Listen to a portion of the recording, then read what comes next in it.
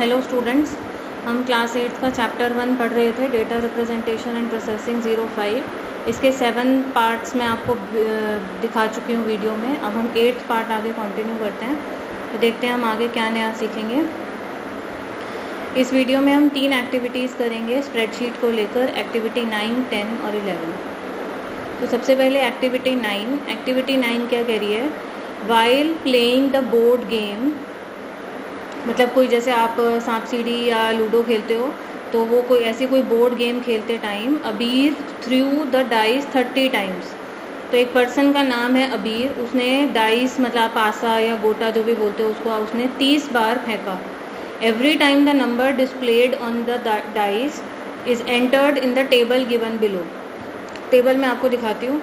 तो ये लाइन क्या कह रही है कि अगर उस डाइस पे 1 आया तो 1 कितनी बार आया वो उसने टेबल में लिखा। मतलब टोटल 30 बार उसने फेंका, लेकिन उस पर डाइस पे 1 कितनी बार आया वो उसने नोट किया, 2 कितनी बार आया वो भी नोट करा। ऐसे ही डाइस में टोटल नंबर 6 तक होते हैं, आपको पता है 1 2 3 4 5 6 जब हम गेम खेलते हैं।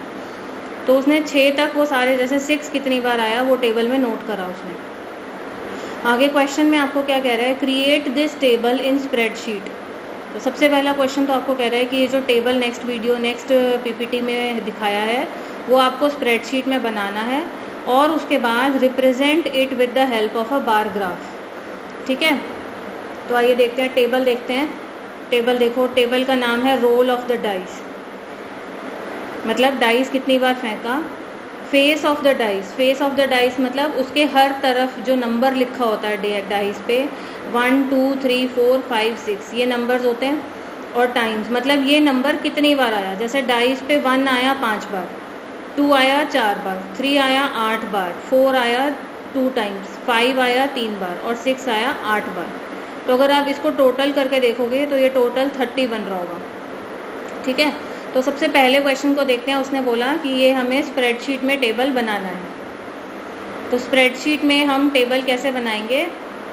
सबसे पहले मैंने यहाँ आपको स्टार्ट में बताया था, आप एक्सेल टाइप करोगे, एक्सेल आएगा तो आपके सामने एक नई स्प्रेडशीट खुलेगी। तो जब हम टेबल टाइप करेंगे तो सबसे पहले हमें यहाँ पे टेबल का नाम देना है, जो हमें टेबल दिया हुआ था, रोल ऑफ द डाइस।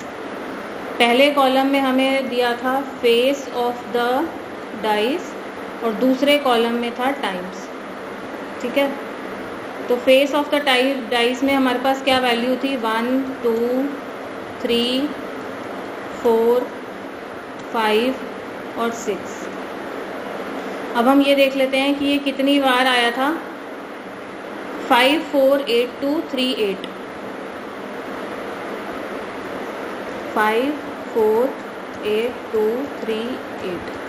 तो ग्राफ इंसर्ट करना मैंने आपको बताया है। जैसे हम इस टेबल को सिलेक्ट करेंगे और इंसर्ट पे जाएंगे तो हम यहाँ पर बार ग्राफ बोला है आपको क्वेश्चन में, तो आप बार ग्राफ सिलेक्ट करोगे और सबसे पहले बार ग्राफ को यहाँ से सिलेक्ट करोगे। देखो बार ग्राफ बन गया आपके लिए। ठीक है, अब नेक्स्ट क्वेश्चन पे जाते हैं। ए पार्ट कह रहा है क्वेश्चन का, roll of the dice should be the heading of the chart. तो हेडिंग चेंज करना मैंने आपको बताया है। यहाँ पे हम हेडिंग पे क्लिक करेंगे, डबल क्लिक करेंगे तो हमें इसे चेंज करने देगा। तो हम यहाँ से roll of the dice heading डाल देंगे।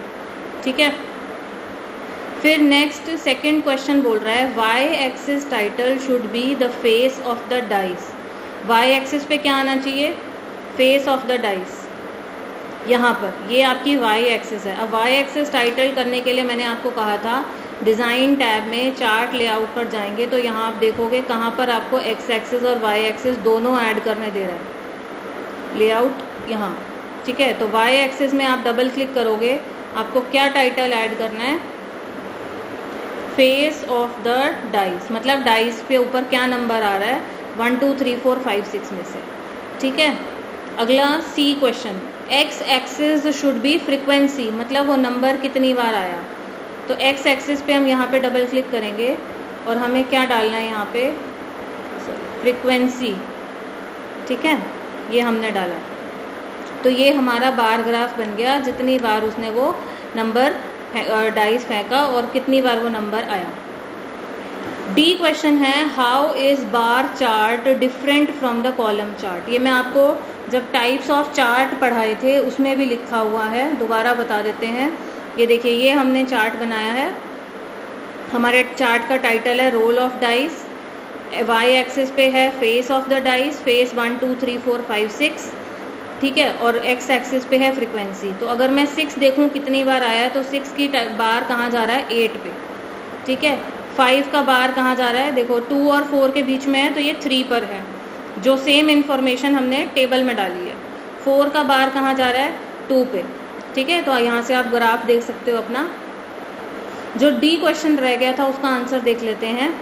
इन अ बार चार्ट, मतलब बार चार्ट और क्वेश्चन क्या था, बार चार्ट और कॉलम चार्ट में क्या फ़र्क है, तो देखते हैं। In a bar chart independent variable is on Y axis.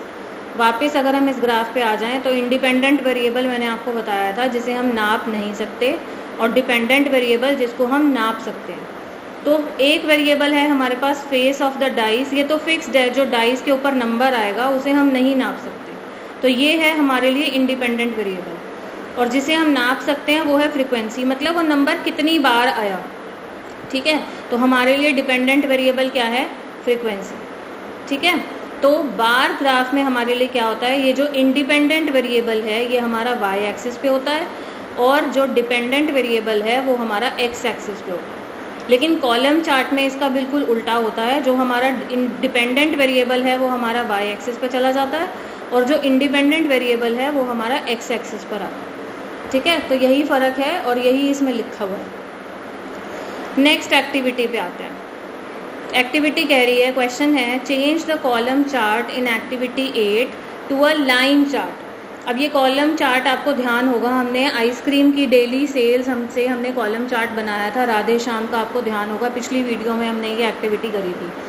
तो अब ये यहाँ पे कह रहे हैं कि अगर हमें ये कॉलम चार्ट तो हमने बना लिया, लेकिन उसके बाद अगर कोई मुझे कहे कि मेरे को ये कॉलम चार्ट तो नहीं चाहिए, मेरे को ये लाइन चार्ट चाहिए, तो हमें शुरू से सारी मेहनत ना करनी पड़े, तो हम इस कॉलम चार्ट को ही डायरेक्टली लाइन चार्ट में चेंज कर सकते हैं।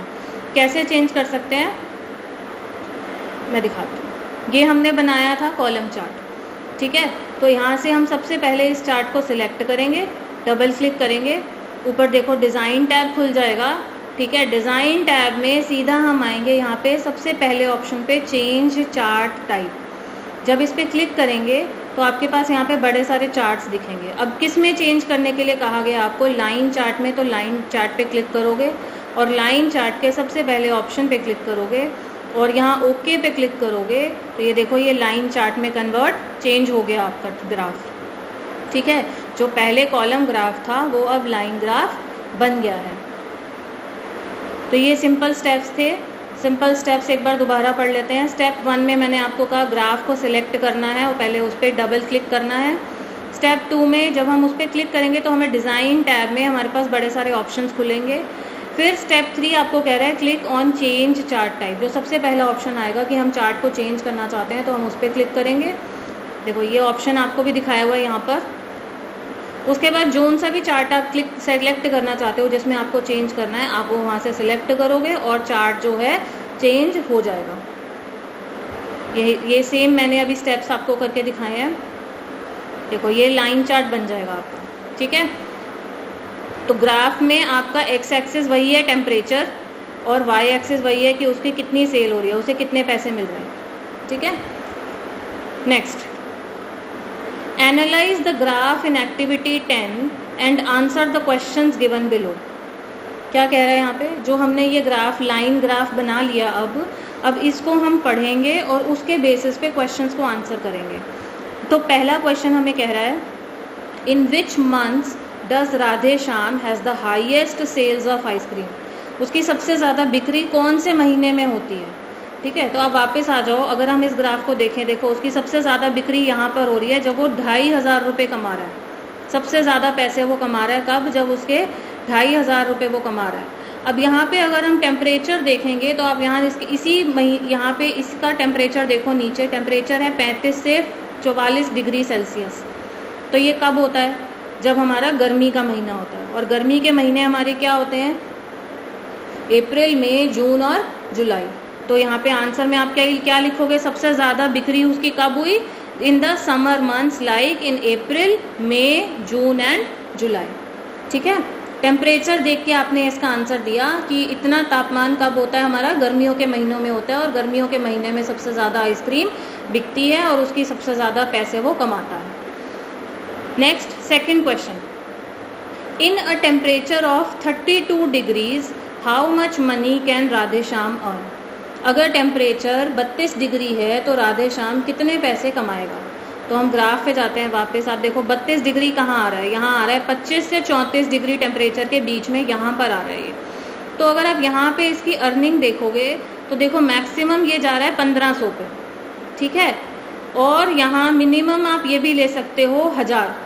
तो आप आंसर में 1000 से 1500 लिख सकते हो कि इसके बीच में उसकी कितने भी पैसे वो कमा सकता है। फिक्स आंसर हम नहीं दे सकते लाइन ग्राफ से, तो यहाँ पे आप लिखोगे कि वो 1000 से 1500 पैसे के रुपए कमा सकता है। तो आंसर में हमने लिखा in a temperature of 32 degrees Radhe Shyam can earn from 1100। यहाँ पे 1100 लिखा है आपकी बुक में भी, पर आप 1000 भी लिख सकते हो तो वो भी सही है।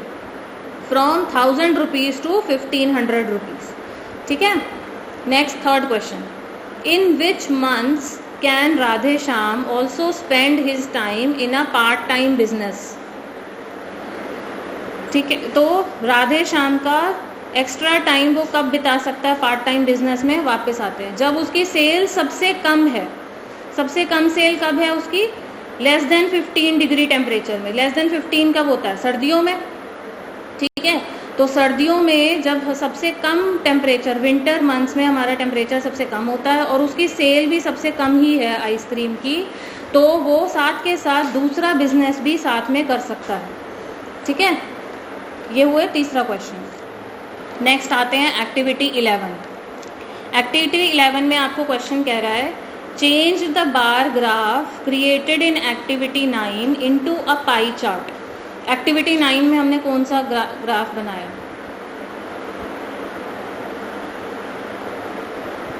सॉरी एक्टिविटी 9 में ये जो हमने ग्राफ बनाया अभी रोल ऑफ द डाइस का। ठीक है, तो इस एक्टिविटी की बात की जा रही है।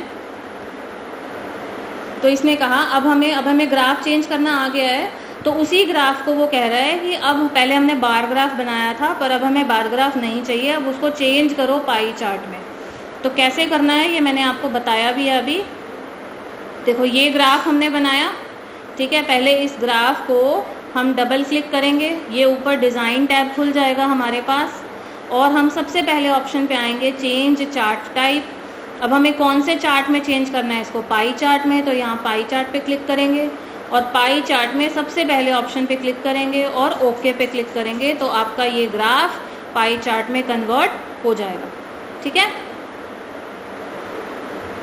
यही स्टेप सेम लिखे हैं जो हमने पहले पढ़े हैं। क्लिक ऑन द ग्राफ और chart. After clicking on the chart we will see different chart tools in the design tab. Step 3, click on change chart type. Step 4, choose the chart from the change chart type dialog and click on it. We will click on pie chart क्योंकि question में हमें pie chart बोला गया है। ठीक है, और chart type जो है चेंज हो जाएगा, तो ये चार्ट हमारे सामने बन जाएगा। ठीक है, अभी इस वीडियो में इतना ही, बाकी नेक्स्ट